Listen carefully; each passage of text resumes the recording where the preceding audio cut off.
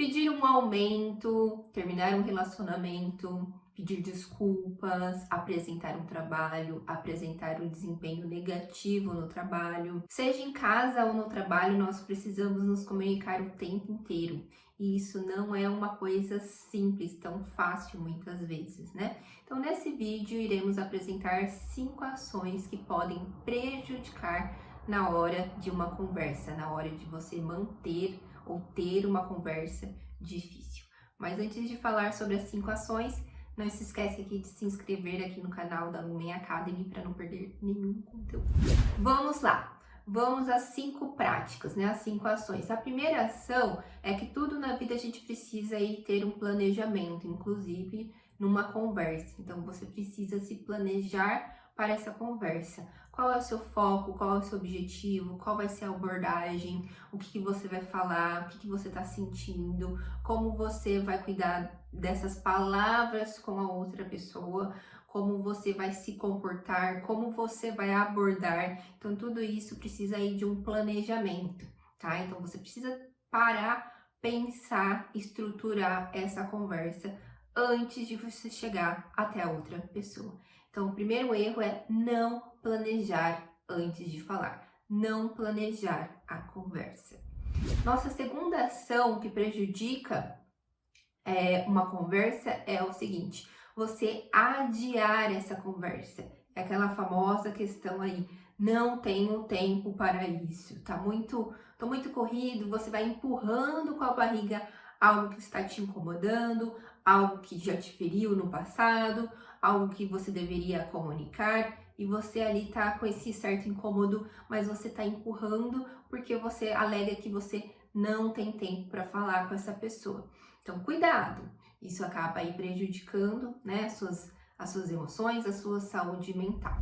Nossa terceira ação que prejudica na hora de um diálogo é o seguinte: você não descrever os fatos como de fato aconteceram. Você se levar aí pela sua percepção e não trazer o foco, né, que é o que a pessoa fez.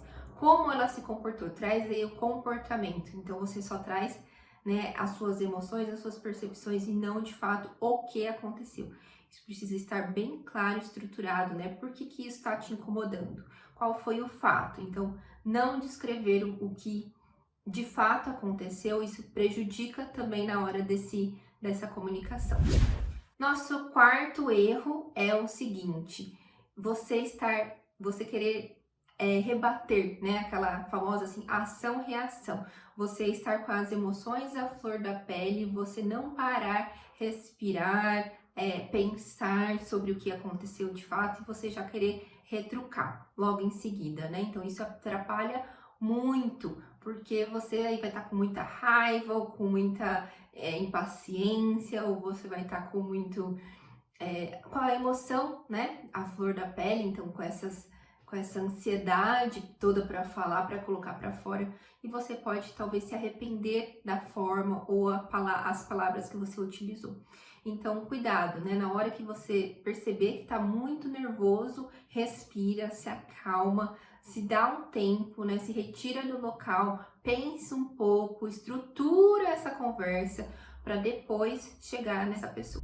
E o nosso quinto erro é o seguinte: não considerar o outro, não entender as necessidades, os desejos, a importância da outra pessoa. Quando você vem, né, com um monte de pedras nas mãos, isso acaba dificultando aí, que a gente fala, né, de você ter empatia, de você realmente se colocar no lugar do outro, entender quais são, o que aconteceu, ou realmente dar espaço para essa pessoa falar sobre o que ela está sentindo, por que aquilo aconteceu, né? De você conseguir realmente entender o lado da outra pessoa. Então, o que pode ser feito para melhorar essa comunicação, esse diálogo ou esses erros?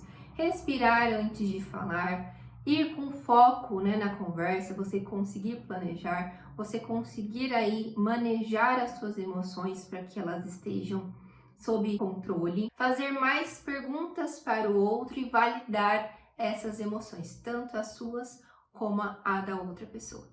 Então, eu espero que você tenha aproveitado esse conteúdo e agora bora colocar em prática.